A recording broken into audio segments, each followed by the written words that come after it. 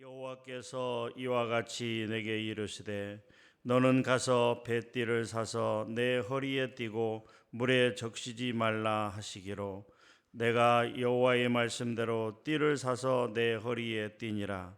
여호와의 말씀이 다시 내게 임하여 이르시되 너는 사서 내 허리에 띈 띠를 가지고 일어나 유브다레도 가서 거기서 그것을 바위틈에 감추라 하시기로 내가 여호와께서 내게 명령하신 대로 가서 그것을 유브라데 물가에 감추니라. 여러 날 후에 여호와께서 내게 이르시되 일어나 유브다레도 가서 내가 내게 명령하여 거기 감추게 한 띠를 가져오라 하시기로 내가 유브다레로 가서 그 감추었던 곳을 파고 띠를 가져오니 띠가 썩어서 쓸 수 없게 되었더라. 여호와의 말씀이 내게 임하니라. 이르시되 여호와께서 이와 같이 말씀하시니라.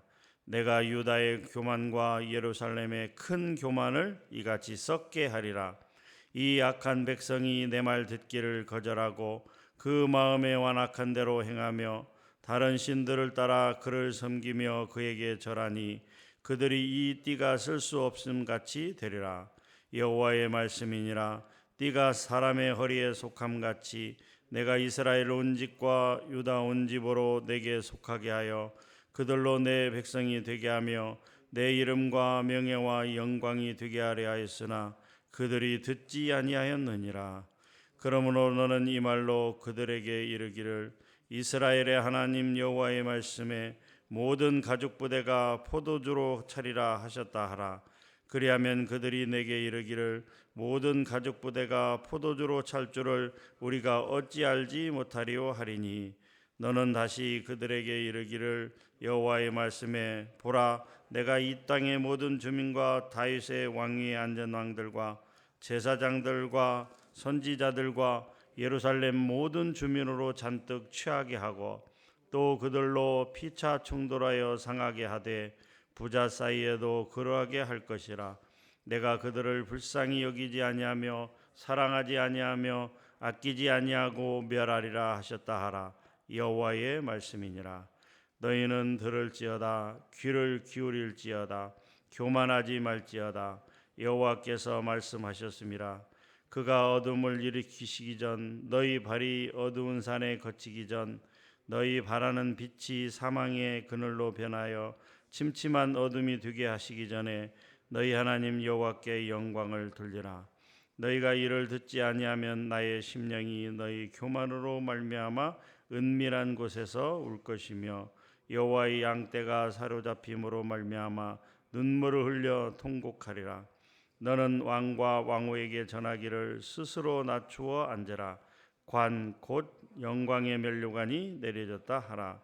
네겝의 성읍들이 봉쇄되어 열자가 없고 유다가 다 잡혀가되 온전히 잡혀가도다. 너는 눈을 들어 북방에서 오는 자들을 보라. 내게 맡겼던 양떼 내 아름다운 양떼는 어디 있느냐.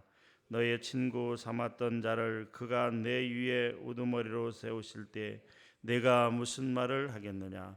내가 고통에 사로잡힘이 산고를 겪는 여인 같지 않겠느냐. 내가 마음으로 이르기를 어찌하여 이런 일이 내게 닥쳤는고 하겠느냐. 내 죄악이 금으로 내 치마가 들리고 내 발 뒤꿈치가 상함이니라. 굿스인이 그의 피부를 표범이 그의 반점을 변하게 할 수 있느냐. 할 수 있을진데 악에 익숙한 너희도 선을 행할 수 있으리라. 그러므로 내가 그들을 사막 바람에 불려가는 건불같이 흩으리로다. 여호와의 말씀이니라. 이는 내 몫이요 내가 헤아려 정하여 내게 준 분깃이니 네가 나를 잊어버리고 거짓을 신뢰하는 까닭이라.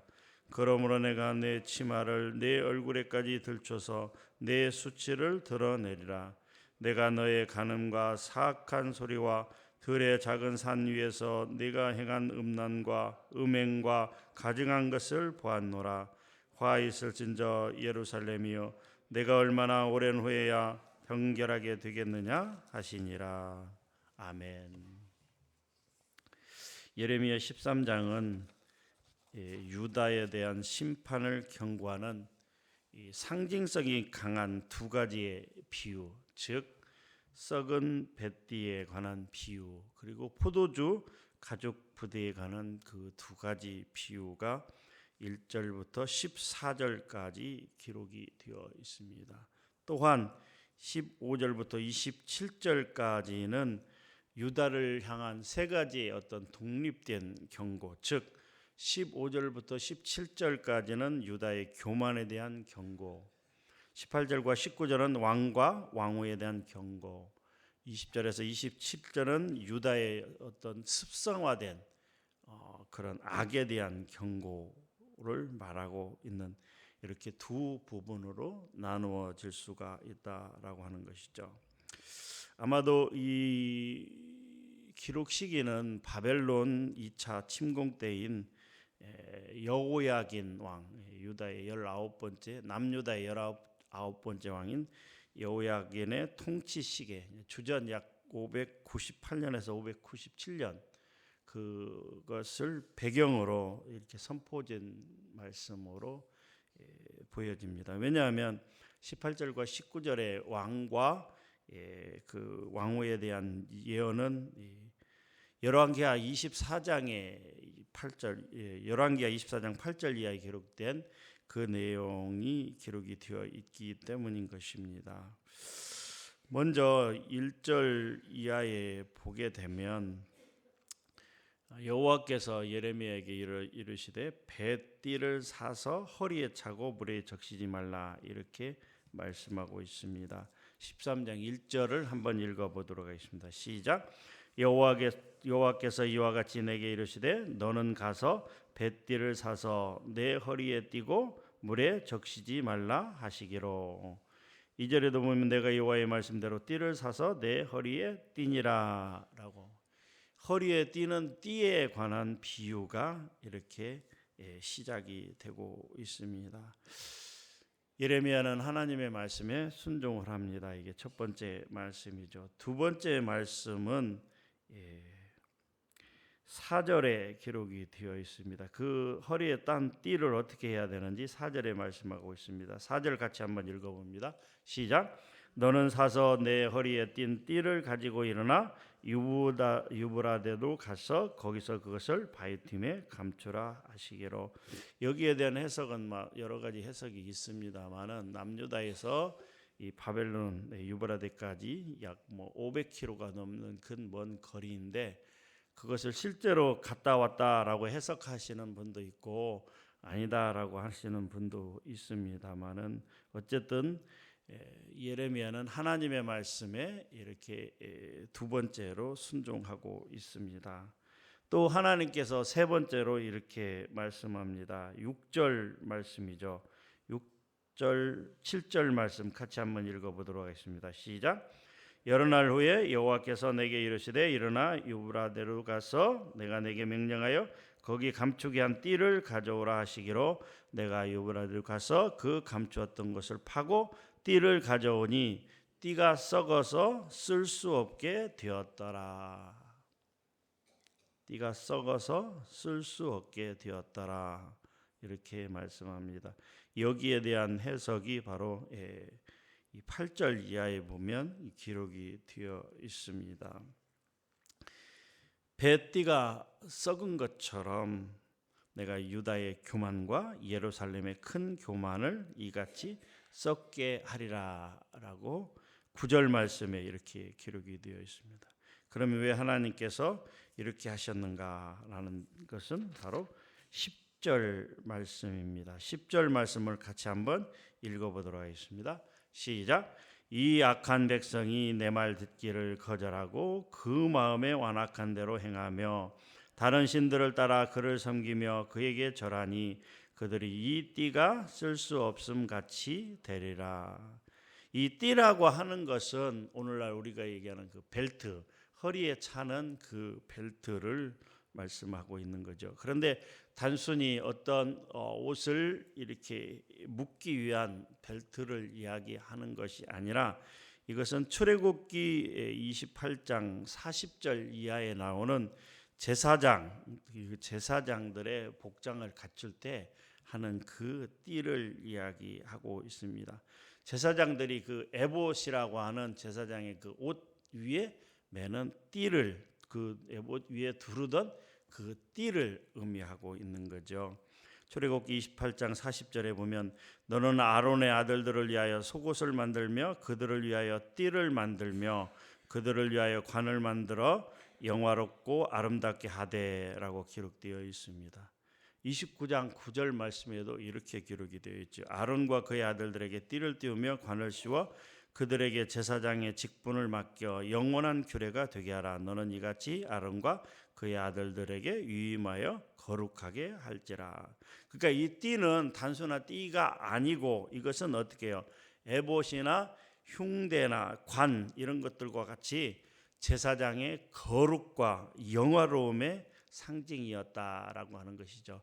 즉 이 말은 하나님께서 이스라엘 백성들을 거룩한 제사장의 나라로 삼았다라고 하는 의미가 있다라고 하는 것이죠. 어떤 그런 상징성이 있다라고 하는 것이죠. 그런데 이 띠가 썩었다라고 하는 것은 어떻게 해요? 거룩한 제사장의 나라인 이스라엘 백성들이 하나님 앞에 악을 행하여 그 띠가 쓸모없게 된 것처럼 하나님 앞에 버림을 받았다라고 하는 것이죠.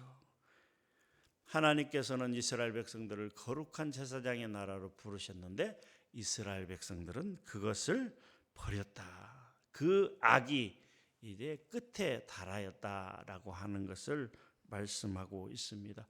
그러면 왜 이스라엘 백성들이 그 하나님의 존귀한 띠인 그 띠를 버렸는가? 10절 말씀 방금 읽은 것처럼 첫 번째는 내 말 듣기를 거절하고, 10절 시작 부분에 이 악한 백성이 내 말 듣기를 거절하고, 이게 첫 번째입니다. 두 번째, 그 마음에 완악한 대로 행하며, 세 번째는 다른 신들을 따라 그를 섬기며 그에게 절하니, 이렇게 되어 있어요. 하나님의 백성이 타락해 가는 과정이 바로 이거라라고 하죠. 하나님의 백성이 타락해 가는 과정, 첫 번째는 바로 하나님의 말씀을 듣기를 거절한다라고. 그리고 그 마음에 완악한 대로 행하며, 마지막으로 다른 신들을 따라 그를 섬기며 우상을 숭배한다라고 하는 것이죠. 사랑하는 성도 여러분, 이스라엘 백성들이 하나님을 버리신 첫 번째 이유가 하나님의 말 듣기를 거절하고 싫어하였다라고 하는 것이죠.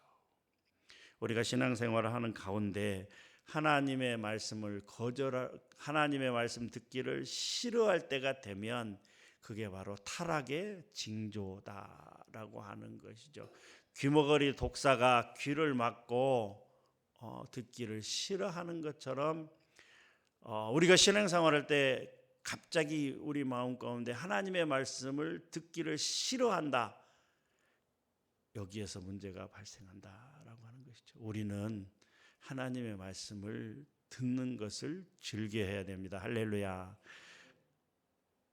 설교 말씀을 들을 때 듣기를 싫어하거나 하나님의 말씀을 읽을 때 읽기를 싫어하거나, 여기에서부터 문제가 발생한다라고 하는 것이죠. 그래서 우리는 하나님의 말씀을 듣기를 즐겨 해야 됩니다. 늘 하나님의 말씀을 사모해야 됩니다.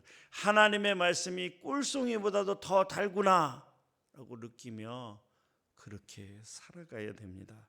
그럴 때 우리에게 문제가 없고 우리가 하나님과 멀어지는 일이 없게 된다라고 하는 것이죠. 왜 우상을 숭배합니까? 왜 하나님보다 다른 것을 좋아합니까? 하나님의 말씀 듣는 것을 싫어하게 되는 것에서부터 우상 숭배가 시작된다라고 하는 것이죠. 12절부터 14절까지는 포도주 가죽 부대에 관한 내용입니다. 이 내용을 보면 12절에 보게 되면 유다 백성들의 반응에 대한 그런 예상을 동반한 포도주 가죽 부대의 비유를 통해서 유다에 예언할 것을 명령하는 그런 내용이 있죠. 하나님은 예레미야로 하여금 불순종 가운데 있는 유다 백성에게 이스라엘 하나님 여호와의 말씀에 모든 가죽 부대가 포도주로 가득 차리라, 그렇게 예언하도록 명령하십니다. 그러면서 말씀하시기를 이 이스라엘 백성들이 모든 가족 부대가 포도주로 찬 줄을 우리가 어찌 알리오라고 이렇게 이야기하고 있습니다. 포도주가 가득 차다라고 하는 것은 이스라엘 백성들의 마음 가운데 악한 마음이 가득 차다라고 하는 것이죠. 그 악이 가득 차다라고 하는 것입니다. 그런데 포도주 가족 부대에 포도주가 가득 차는 것은 당연한 일이죠. 그런데 가죽 부대로 상징되는 유다의 이 가죽 부대는 유다를 상징하고 포도주를 상징하는 것은 하나님의 진노를 이야기합니다. 포도주 가죽 부대에 포도주가 가득 차는 것처럼 이 유다의 하나님의 진노가 가득 찹니다. 그런데도 이스라엘 백성들은 우리가 그것을 어찌 알겠느냐라고 이렇게 이야기할 것이다 라고 말씀합니다. 이스라엘 백성들의 그 악이 가득 찼음에도, 그래서 하나님의 진노가 거기에 가득 찼음에도 이스라엘 백성들은 모르고 또 모른 채 하고 있다라고 하는 것이죠. 그래서 결국은 하나님의 진노로 결국 멸망당하게 된다라고 하는 것입니다. 예레미야 말씀을 보게 되면 이러한 비유들이 많이 나오고 있습니다. 1장에 보면 살구나무 가지에 대한 비유와 끓는 가마에 대한 비유가 나오고 있고요. 또 이어서 혼돈에 대한 비유, 오늘 말씀처럼 이 허리띠와 포도주 가죽 부대에 대한 비유, 또 나오는 토기장이, 또 깨진 농기, 또 무화과, 이런 비유들에 관해서 나오고 있는데 결국은 이스라엘 백성들의 그 악이 하나님 앞에 가득 차게 되고 또 하나님의 진노와 심판이 임한다라고 하는 말씀들을 비유를 통해서 이렇게 말씀하고 있는 것을 볼 수가 있습니다.